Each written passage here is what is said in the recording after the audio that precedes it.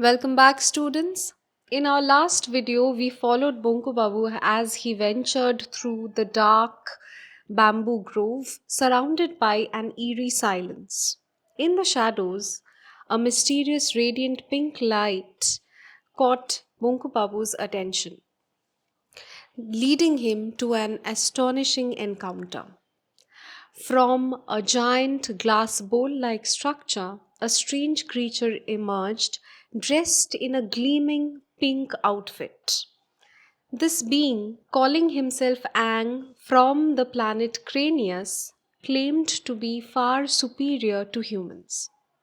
What happens next in this extraordinary story? Let us find out. What? This creature, barely 4 feet tall, with such thin limbs and weird face, was superior to man? Bonku Babu nearly burst out laughing. So, this particular claim by Aang that he was superior to humans made Bonku Babu almost laugh. He looked at the creature, or he looked at Aang and saw that he was barely 4 feet tall. And he had very thin limbs and a strange face. So it was almost incredible to believe that this particular creature would be superior to humans. And he was on the brink of laughter. Aang read his mind immediately. Aang could understand this. There's no need to be so skeptical. So he says, there's no need to be so doubtful about this fact. I can prove it. So he says, he boldly claims that he has proof enough to show Bonku Babu that he was way superior to humans.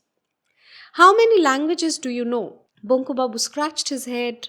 Bengali, English, and Hindi, a little Hindi, I mean. So we see that Bonku Babu was not quite well versed in Hindi. He could perhaps blurt out a word or two, but it was not a very confident yes to Aang's question. You mean 2.5? Aang answered. Whether the language that he knew was 2.5. Yes, answered Bonku Babu. Now Aang tells him, I know 14,000. There isn't a single language in our solar system that I do not know. I also know 31 languages spoken on planets outside your system. So he says that he knows 14,000 languages. And there is not a single language in solar system which he doesn't know. And he adds to that he was also well versed with 31 languages spoken on planets outside the solar system. I have been to 25 of them. And he says that he had visited earlier 25 of these planets. How old are you? I'm 50, answered Bonku Babu. I'm 833. So this is almost unbelievable that Aang, a creature which appears to be so insignificant, is so advanced in so many areas. He says that he is 833 years old. Do you eat animals? Bonku Babu had had mutton curry only recently on the day of Kali Puja. How could he deny it? So Bonku Babu could not reject this fact that he ate flesh. Only a few days back, or recently, not long ago, he had eaten mutton on the day of the auspicious Kali Puja. Aang informs him that we stopped eating meat several centuries ago. Aang informed him, before that, we used to eat the flesh of most creatures. I might also have eaten you. Now, the last statement almost makes Bonku Babu nervous. He swallows hard. He nervously gulped at this last statement. Take a look at this. Aang offered him a small object. Now, after showing off his linguistic abilities, he now shows Bonku Babu a small object. This is one scientific equipment that they were very used to, that he used. It was a scientific equipment that Aang used. It looked like a pebble. It was very small. It appeared like a small pebble, Bonku Babu touched it for an instant and felt the same electric current pass through his body. And the moment Bonku Babu touched it, he could feel a jolt of current flow through his body. He withdrew his hand at once. So, the moment he touched it, he could feel a strange current flow through his body, and he removes his hand almost immediately. Ang smiled. A little while ago, you could not move an inch. Do you know why? It was because I had this little thing in my hand. It would stop anyone from getting closer. Nothing can be more effective than this in making an enemy utterly powerless without actually hurting him physically. So, this was an useful equipment. He Ang informs Bonku Babu that this particular instrument could keep away intruders. He tries to remind Bonku Babu that a while ago Bonku Babu felt that certain invisible ropes had gathered around him and he could not move even an inch. So he explains, Ang, our creature, he explains that this is an effective weapon to make one's enemy completely powerless without actually having to hurt the person physically. Now Bonku Babu was genuinely taken aback. So now Bonku Babu was genuinely surprised. His mind was coming out of its stunned state. So Bonku Babu was finally slowly reviving from a trance like state he was in because so many things, so many incredible things were happening around him. Ang said, is there any place that you have wished to visit or a scene that you have longed to see? So now he asks that is there any place which you want to visit or you have always wanted to visit but couldn't? Bonku Babu thought. So Bonku Babu thought for a while. Such was the irony of the situation that though Bonku Babu was a geography teacher, yet most of the country, even most of Bengal, remained unexplored by Bonku Babu. He hardly managed to move around a few villages and towns in Bengal, otherwise, he would always limit himself within the boundaries of his village, Kapurgachi. Now he thinks about this question why the whole world remained to be seen. He taught geography, but what had he seen except a few villages and towns in Bengal? After this, he lists down the places in Bengal which he had never visited. There was so much in Bengal itself that he had never had the chance to see. The snow capped Himalayas, that is, the snow covered Himalayas, the seashore in Digha, the forests in the Sundarbans, or even that famous banyan tree in the botanical gardens of Shivpur. So, a century old banyan tree was there in the botanical gardens of Shivpur. He had never even he never had the good fortune to go and see this tree as well. However, he mentioned none of these thoughts to Anne.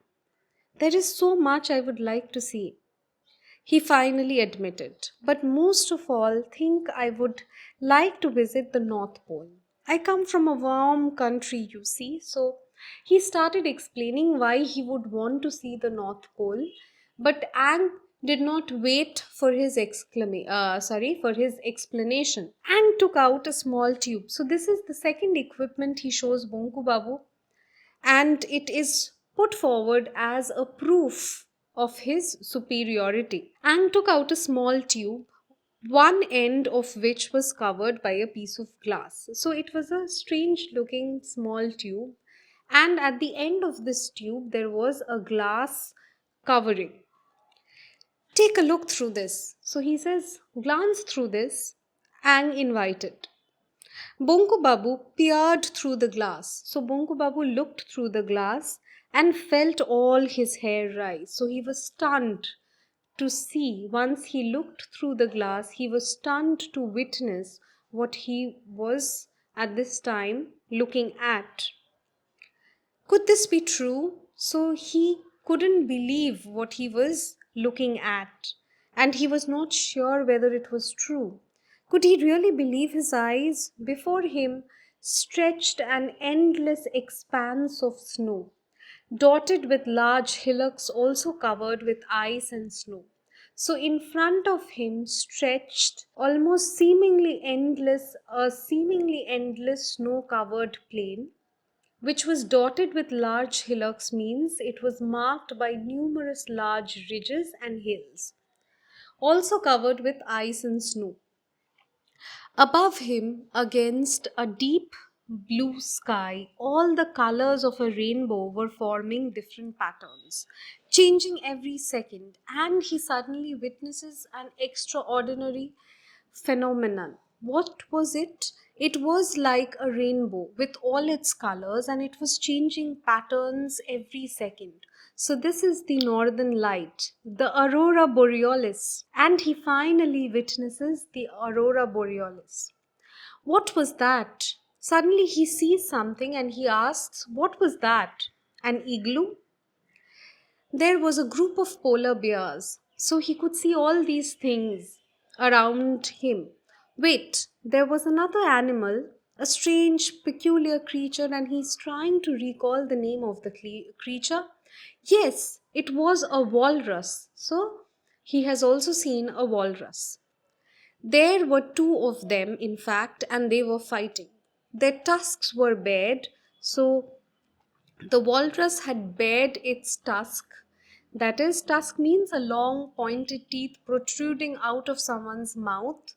So, and the author compares it to radishes. So, it was as large as radishes, and they were attacking each other. They were constantly attacking each other.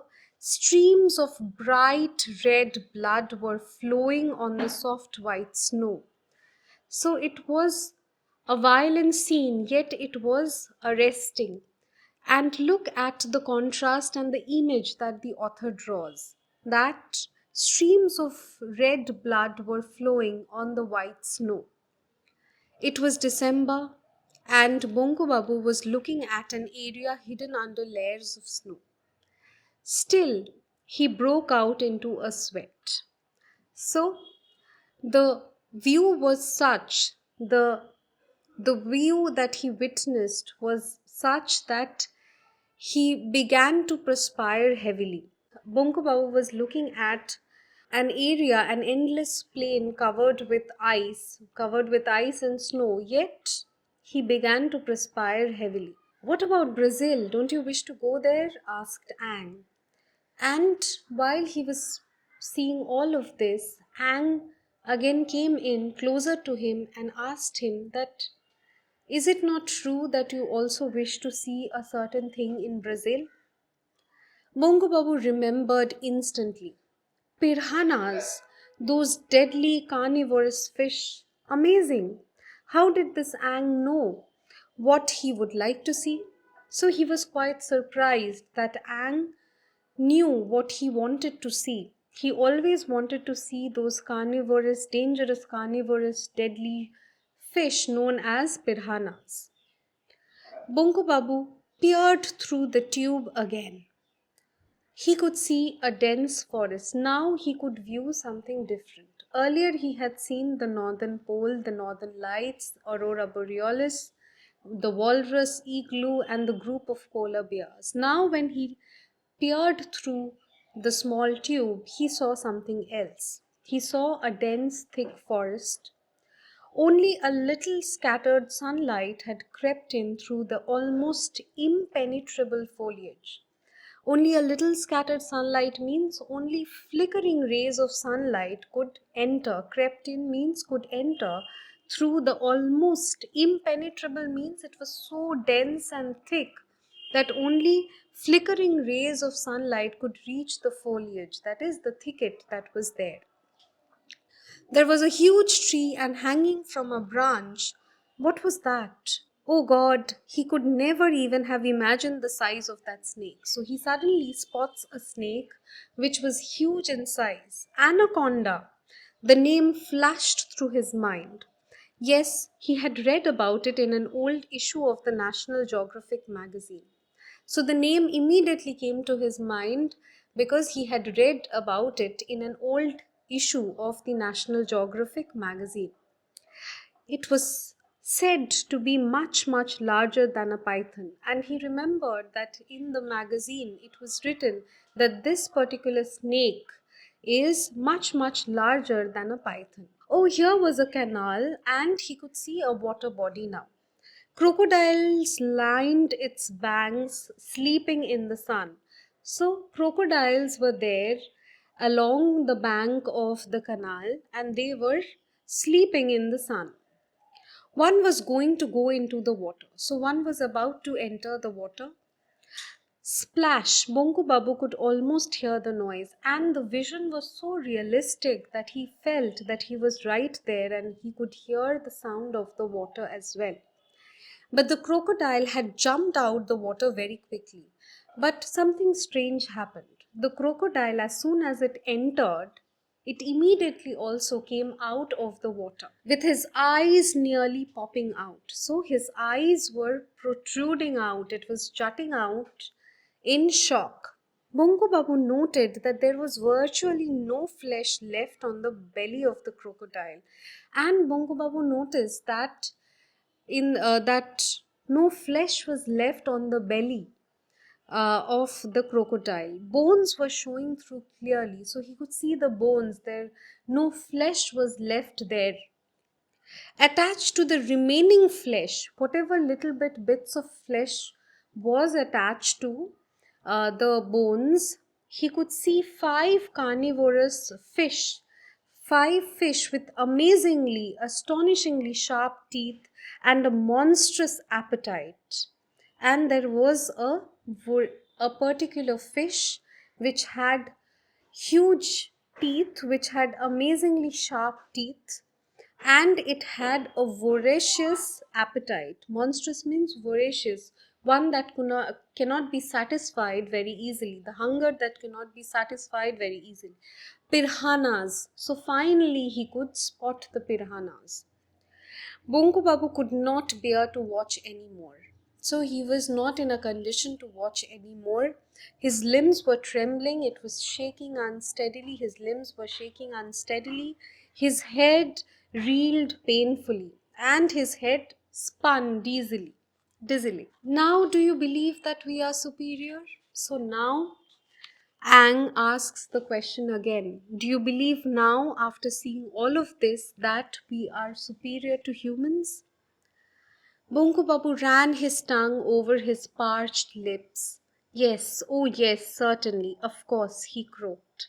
So he responded in a hoarse voice that yes, now, after all of this, he believes that it is perhaps true that Ang is far superior to humans. What an incredible story! Bongo Babu finally, with the help of Ang, witnesses the mesmerizing Aurora Borealis. He also sees the fierce piranhas in Brazil. No wonder Bongo Babu agrees that Ang is far superior to humans. What would you do if you met someone like Ang? Let us know in the comments. Don't forget to like, share, and subscribe. See you in the next part. Thank you for watching.